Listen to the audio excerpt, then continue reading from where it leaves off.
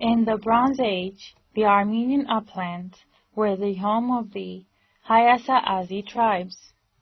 There is some poor archaeological evidence about this time period, and some information from Hittite sources.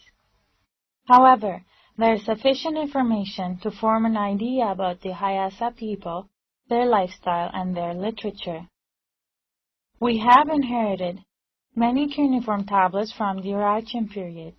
These tablets contain economical accounting, journals or ledgers, official letters, religious records, decrees of different kings, records of military operations, and construction.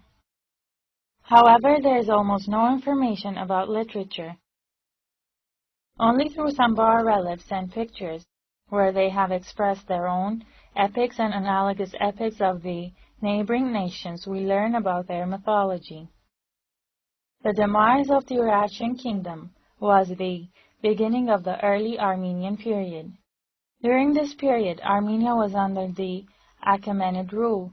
We have ample information about the oral and written literature of that time, mostly due to the great efforts of the Armenian historian Movses Khorenati. He spent years collecting information about the ancient Armenian history and different related subjects from Armenian, Eastern, and European sources. He compiled all this information in his book called Armenian History. The book itself is of high artistic quality. This book encompasses the Armenian history from antiquity until the 5th century, when it was written.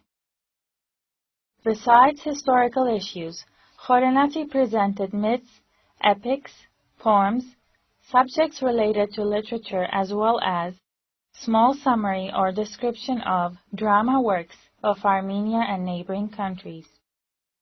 It was due to his great labors that many literary works were revived and recorded. Some examples are the War of Haik and Bel, the story of Aram Nahaped, the romance novel of Ara Keretik and Shamiram, the old epic of Artashes and Artavast, as well as stories of relatively newer times like the Arshakuni dynasty sagas, epics, hymns, songs, and other mythological and epical subjects. To write the earliest literature of the Armenian people, the historian states that he harvested the information of his book from written sources as well as traditional, from the performance of the Gokhtan region singers, gusans, and storytellers.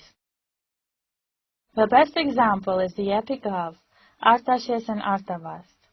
Artavast, the crowning prince, was imprisoned in the heart of the large peak of Mount Ararat, large Masis. Analogous epics of other civilizations are the Greek Prometheus, Georgian Amiran, Persian Shidar, Armenian Yangmeher, and the German Fenrir, and many more.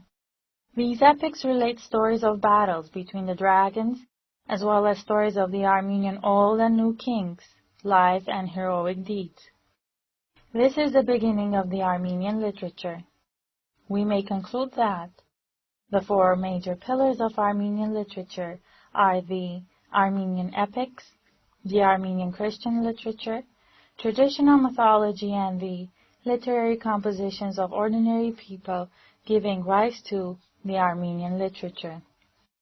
In summary, the worship and the beliefs of ancient times gave rise to the formation of epics and legends, and this in turn was completed during the formation of kingdoms and the old religious systems. All this is reflected in the Armenian literature. From the written period of Armenian literature, we are aware of one Armenian writer, King Artavast, the son of Tigran the Great. We know of his literary works from Greek and Roman sources. He used to write tragedies in Greek, which were staged in theaters of the capital, Tigranakert. Unfortunately, his works have not been preserved. Recently, a stone tablet was discovered from the Artashat capital, which is thought to contain a section from one of Artavast's tragedies. Like every other literature, Armenian literature has also developed in two distinct directions, written and the oral folklore. The written has originated and is a cultivated form of the latter.